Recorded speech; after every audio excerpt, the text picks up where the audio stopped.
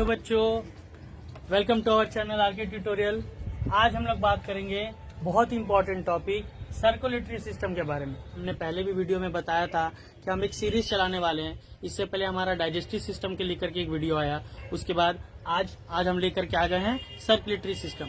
Circulatory system के बारे में A to Z सारा कुछ आज हम सर्कुलेटरी सिस्टम के बारे में जानेंगे। तो चलिए शुरू करते हैं। तो सर्कुलेटरी सिस्टम के बारे में, सर्कुलेटरी सिस्टम में आज हम लोग पहले उसके कंपोनेंट्स के बारे में बात करेंगे कि कंपोनेंट सर्कुलेटरी सिस्टम में कौन कौन से कंपोनेंट्स हैं, कौन कौन से बॉडी ऑर्गन्स हैं जो सर्कुलेटरी सिस्टम में आते हैं। उसके बाद हम बात करेंगे फ्लो ऑफ ब्लड के बारे में। फ्लो ऑफ ब्लड का मतलब कि रक्त का जो बहाव है, खून का जो बहाव है, कहाँ से कहाँ जाता है, कहाँ पहुंचता है, कहाँ से निकलता है, कहाँ जाता है, ये सारा हम फ्लो ऑफ ब्लड में जानेंगे। तीसरा, स्ट्रक्चर ऑफ ब्लड। हमारा ब्लड का क्या स्ट्रक्चर है, हमारे ब्लड के अंदर में कौन कौन से सेल पाए जाते हैं, इससे पूरा ब्लड के बारे में हिसाब किताब A to Z ब्लड के बारे में हम स्ट्रक्चर ऑफ ब्लड में जानेंगे। अगला है ब्लड वेजल्स। ब्लड हमेशा ब्लड वेजल्स में बहते हैं। तो ब्लड वेजल्स क्या है, कितने तरह के ब्लड वेजल्स होते हैं और किसका किसका क्या काम है, ये सब हम ब्लड वेजल्स में जानेंगे।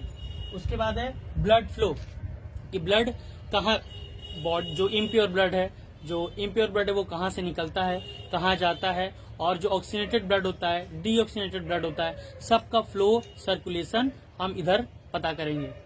अगला है ब्लड प्रेशर। ब्लड प्रेशर क्या होता है, ब्लड प्रेशर से क्या क्या होता है, ब्लड प्रेशर कैसे होता है, ये सारा चीज ब्लड प्रेशर के बारे में जान जाएंगे। और आखिरी है डिजीज एंड डिसऑर्डर, कि सर्कुलेटरी सिस्टम के फेलियर से कौन कौन से डिजीज होते हैं और कौन कौन से फेलियर होते हैं, ये सब आज हम जानेंगे। तो आज ये पूरा का पूरा वीडियो ध्यान से देखिएगा, पूरा देखिएगा, क्योंकि आज हम इन सारे टॉपिक्स के बारे में एक एक कर जानने वाले हैं। तो चलिए शुरू करते हैं। पहला टॉपिक स्टार्ट करते हैं, जो कि है कंपोनेंट्स ऑफ सर्कुलेटरी सिस्टम, कि सर्कुलेटरी सिस्टम के अंदर में कौन कौन से कंपोनेंट्स पाए जाते हैं, कौन कौन से ऑर्गन को मिला करके सर्कुलेटरी सिस्टम बनता है। तो सबसे पहला है हार्ट, जो कि सबसे इम्पोर्टेंट ऑर्गन है इस सर्कुलेटरी सिस्टम का, जो है हार्ट। हार्ट क्या होता है, तो heart is a muscular organ that pump blood through out the body. Heart muscle से बना हुआ होता है, जो हमारे पूरे बॉडी में ब्लड को पंप करने का काम करता है। वही यहाँ पे लिखा है, it is a muscular organ that pump blood through out the body. हमारे पूरे शरीर में ब्लड को पंप करने का काम हार्ट करता है। दूसरा है ब्लड वेजल्स। ब्लड वेजल्स क्या होते हैं, ब्लड वेजल्स को आप इस तरीके से समझिए कि ब्लड वेजल्स उस तरह के पाइप्स हैं जिसके अंदर से, जैसे हमारे घरों में जो पाइप्स होते हैं, पाइप से पानी गुजरता है, तो ये जो ब्लड वेजल्स है वो भी एक तरह का पाइप है जिसके अंदर से ब्लड गुजरता है।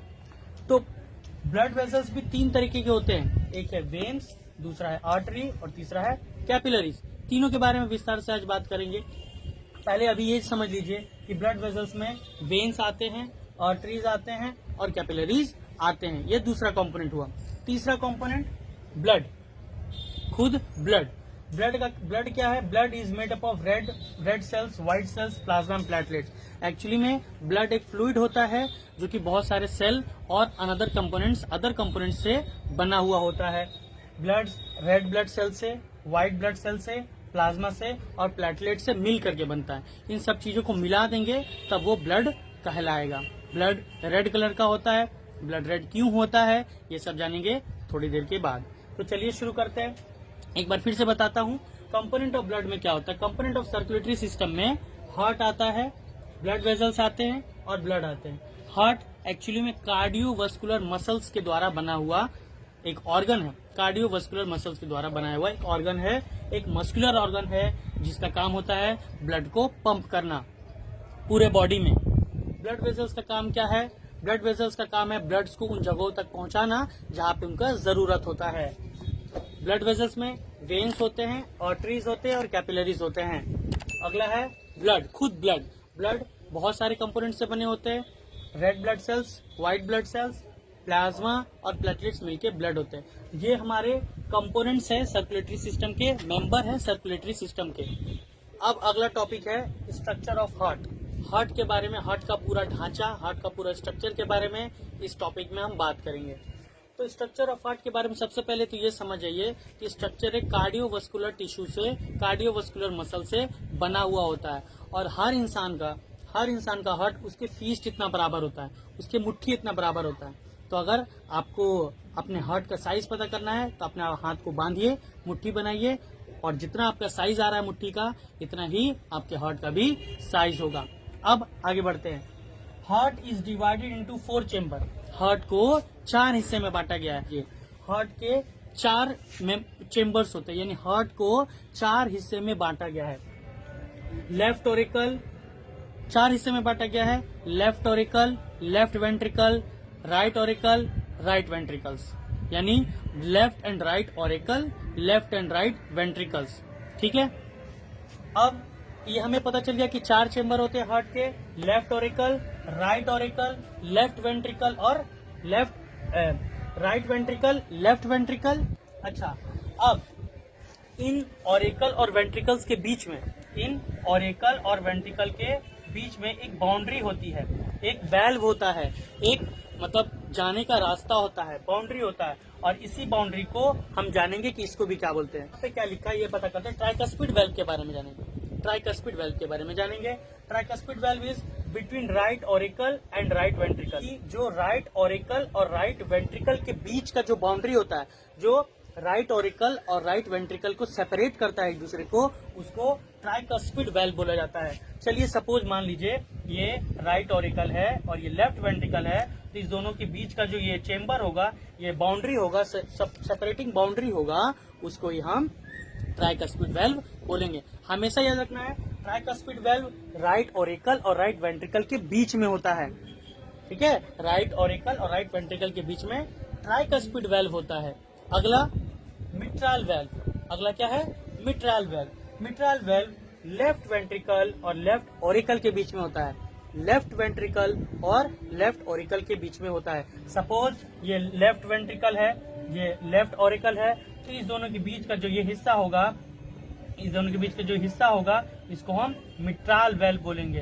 क्या बोलेंगे? मिट्रल वेल्व बोलेंगे। और यहाँ वाले को ट्राइकस्पिड वेल्व बोलेंगे। क्या बोलेंगे? Tricuspid valve. चलिए, आशा करते हैं यहाँ तक आपको समझ में आया होगा। आगे बढ़ते हैं। अब है सुपीरियर और इंफीरियर वेना कावा।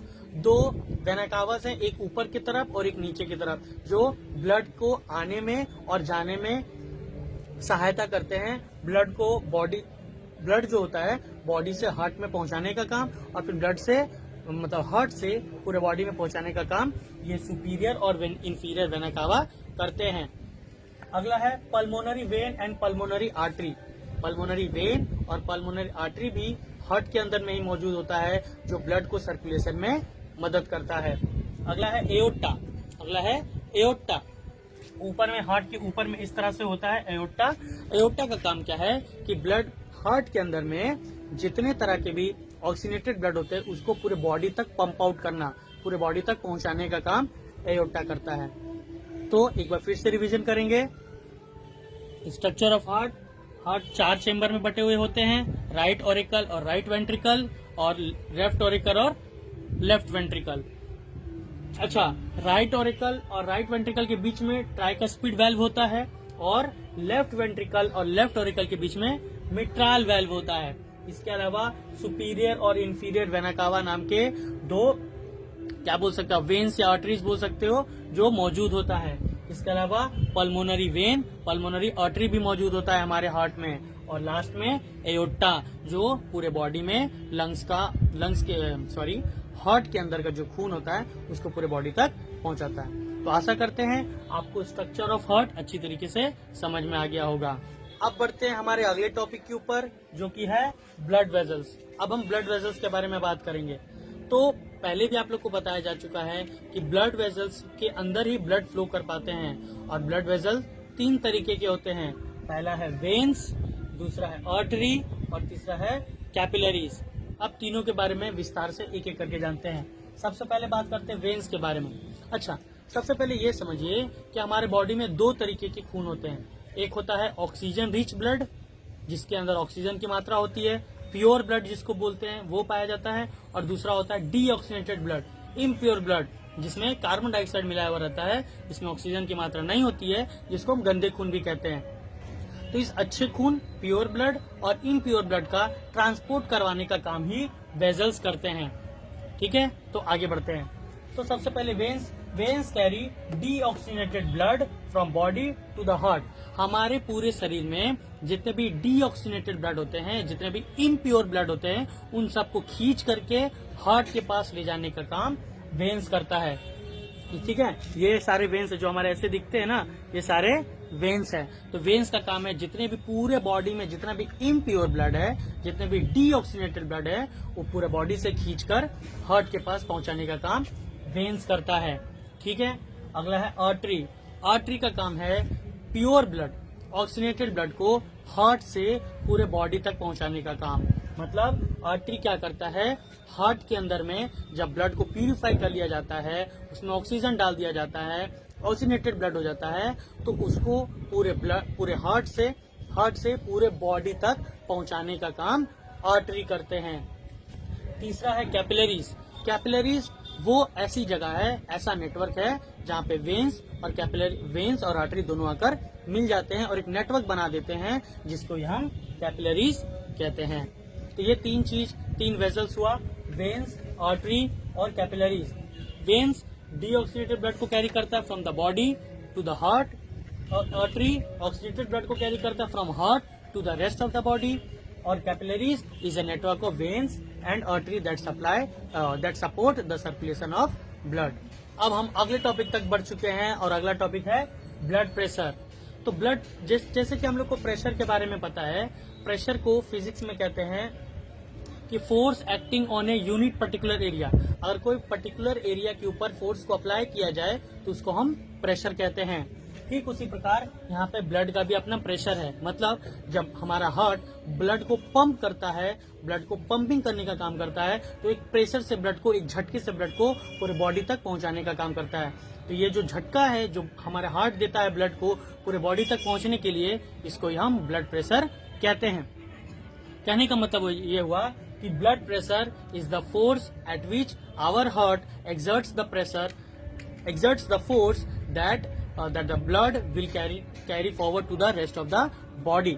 यानी ब्लड प्रेशर वो प्रेशर हुआ जिस प्रेशर के मुताबिक हमारा हार्ट ब्लड को पंप करता है, धक्का देता है, झटका देता है, जिससे पूरे बॉडी तक वो ब्लड को पहुंचाया जा सके। अब आप बेसिकली हाई बीपी और लो बीपी के बारे में सुने होंगे कि हाई ब्लड प्रेशर और लो ब्लड प्रेशर। तो ये क्या होता है? जैसा हमें पता है कि हमारे आसपास का जो एटमॉस्फेयर है उसका भी अपना एक प्रेशर होता है, जिसको हम एटमॉस्फेरिक प्रेशर बोलते हैं, यानी हवा का दबाव। हवा का दबाव भी हमारे शरीर के ऊपर चारों तरफ से पड़ता ही रहता है।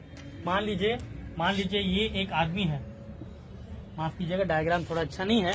तो हमारे बाहर का जो एटमॉस्फेरिक प्रेशर होता है वो हमारे शरीर के ऊपर हमेशा चारों तरफ से दबाव डालता रहता है, हमारे शरीर के ऊपर दबाव डालता रहता है चारों तरीके से। और हमारे शरीर के अंदर का जो ब्लड होता है वो भी अपने प्रेशर से शरीर को बाहर की ओर प्रेशर डालता है, यानी अंदर से हमारा शरीर भी बाहर की ओर प्रेशर डालता है। अच्छा, अगर हमारा ब्लड प्रेशर जो है वो कम पड़ जाए, यानी ब्लड प्रेशर कम हो जाए और बाहर का एटमॉस्फेरिक प्रेशर ज्यादा हो जाए, यानी बाहर का प्रेशर ज्यादा पड़ने लग जाए और हमारा अंदर का प्रेशर कम हो जाए, तो हम लो ब्लड प्रेशर होने लग जाता है और हमें प्रॉब्लम होने लग जाती है। हमारे शरीर, देखिए हमेशा हमारे शरीर का अंदर का प्रेशर, ब्लड प्रेशर और बाहर का प्रेशर बराबर होना चाहिए। जब दोनों बराबर रहेंगे तो हमें कोई भी प्रेशर का अंदाजा नहीं होगा, हम ब्लड प्रेशर को फील नहीं करेंगे, महसूस नहीं करेंगे, नॉर्मल रहेंगे। लेकिन जब बाहर का एटमॉस्फेरिक प्रेशर ज्यादा हो जाए और हमारे अंदर का ब्लड प्रेशर कम हो जाए तो हम लो बीपी यानी लो ब्लड प्रेशर से ग्रसित हो जाते हैं। और अगर हमारे बॉडी के अंदर का ब्लड प्रेशर ज्यादा हो जाए और बाहर का एटमॉस्फेरिक प्रेशर कम हो जाए तो हमें हाई ब्लड प्रेशर हो जाता है। वैसे तो दोनों ही प्रॉब्लम वाली बात है, हाई ब्लड प्रेशर भी और लो ब्लड प्रेशर दोनों ही होना प्रॉब्लम है, इसलिए ब्लड प्रेशर का नॉर्मल रहना बहुत जरूरी है। जैसे कि मैं बता रहा था कि जब बाहर का प्रेशर, एटमॉस्फेरिक प्रेशर ज्यादा हो जाए और हमारे बॉडी के अंदर का प्रेशर कम हो जाए तो वो लो ब्लड प्रेशर हो जाता है। और जब हमारे बॉडी के अंदर का ब्लड का फ्लो यानी ब्लड का प्रेशर ज्यादा हो जाए, बाहर का कम हो जाए, तो उसको हाई ब्लड प्रेशर बोलते हैं। तो इसका ज्यादा होना भी प्रॉब्लम वाली बात है और कम होना वाला भी प्रॉब्लम वाली बात है। तो what is the normal blood pressure rate? तो मैं आपको बताता हूँ नॉर्मल ब्लड प्रेशर क्या होता है। 120/80 mm Hg माने हाइड्रोजैलम मर्क्यूरी। तो ये है normal blood pressure. Normal blood pressure, इससे ज्यादा होना हाई ब्लड प्रेशर का निशानी है और इससे कम होना लो ब्लड प्रेशर की निशानी है। ये 120/80 हमारा नॉर्मल ब्लड प्रेशर होता है। तो आखिरकार हम पहुंच चुके हैं अपने सर्कुलेटरी सिस्टम के आखिरी टॉपिक के ऊपर, जो कि है डिजीज एंड डिसऑर्डर। यानी इस टॉपिक में हम बात करेंगे कि सर्कुलेटरी फेलियर होने के कारण कौन कौन से डिजीज और डिसऑर्डर का सामना हमें करना पड़ सकता है। तो पहला है स्ट्रोक, दूसरा है हार्ट अटैक, तीसरा है हाइपरटेंशन, चौथा है हाई ब्लड प्रेशर, और भी बहुत तरीके के हैं, मगर ये कुछ साइंटिफिक और कुछ मतलब स्पेसिफिक डिजीज एंड डिसऑर्डर हैं जो सर्कुलेटरी सिस्टम के कारण होता है। हार्ट अटैक को कार्डियोवास्कुलर अटैक भी कहा जाता है, क्योंकि हार्ट में वेन्स और आर्टरीज के ब्लॉकेज के कारण होता है। हाइपरटेंशन एक्चुअली में चिड़चिड़ापन हो गया, जैसे आपका क्या होता है, मानसिक तनाव जो होता है वो बढ़ जाता है, इसको हाइपरटेंशन बोल सकते हैं। हाइपरटेंशन बहुत तरीके का होता है, हाइपर भी होता है और भी कुछ होता है। हाई कोलेस्ट्रॉल, हमारे बॉडी में कोलेस्ट्रॉल की मात्रा जब बढ़ जाती है तो वो हाई कोलेस्ट्रॉल होता है। यह सब कुछ सर्कुलेटरी सिस्टम के और डिसऑर्डर और फेलियर के कारण होता है। तो एक बार फिर से देख लेते हैं कौन कौन सी बीमारियां हैं जो सर्कुलेटरी सिस्टम के फेलियर से होता है। स्ट्रोक, जो स्ट्रोक हो जाता है, heart attack, hypertension, high cholesterol, etcetera etcetera. तो आज ये इसी के साथ हमारा टॉपिक खत्म होता है। आशा करते हैं आपको बहुत सारी चीजों के बारे में जानकारी मिला होगा। मैंने पूरा भरसम कोशिश किया कि आपको ज्यादा से ज्यादा कुछ बता सके।